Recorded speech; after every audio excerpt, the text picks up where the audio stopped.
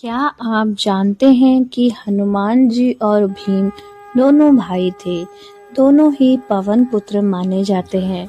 हाँ, यह तथ्य अत्यंत रोचक है और हिंदू धर्म ग्रंथों के अनुसार पूरी तरह सत्य है।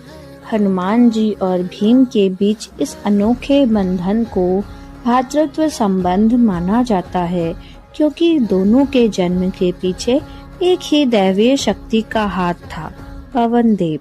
हनुमान जी राजा केसरी और माता अंजना के पुत्र थे। माता अंजना ने भगवान शिव की घोर तपस्या की थी।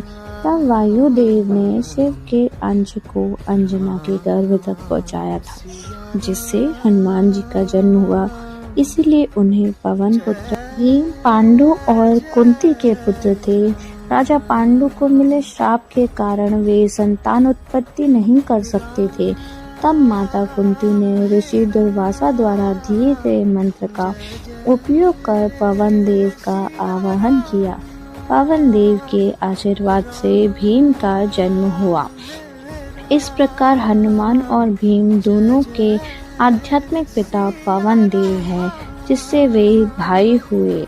महाभारत के वन पर्व में इन दोनों भाइयों की भेंट का बहुत सुंदर वर्णन है। यह तब हुआ जब पांडव वनवास में थे। द्रौपदी को सौगंधिक नामक एक अत्यंत सुगंधित पुष्प की इच्छा हुई। भीम उस पुष्प की खोज में निकल पड़े।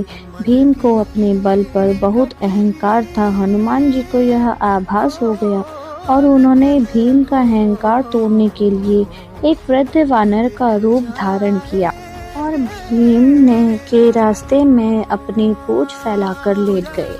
भीम ने उस वृद्ध वानर को पूंछ हटाने के लिए कहा, लेकिन वानर ने कहा, मैं वृद्ध हूँ, तुम खुद ही मेरी पूंछ हटाकर निकल जाओ।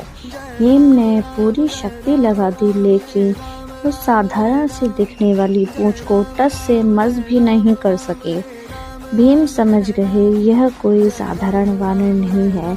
जब उन्होंने क्षमा मांगी और परिचय पूछा, तब हनुमान जी ने अपना वास्तविक विशाल रूप के दर्शन दिए और बताया कि वे उनके बड़े भाई हैं।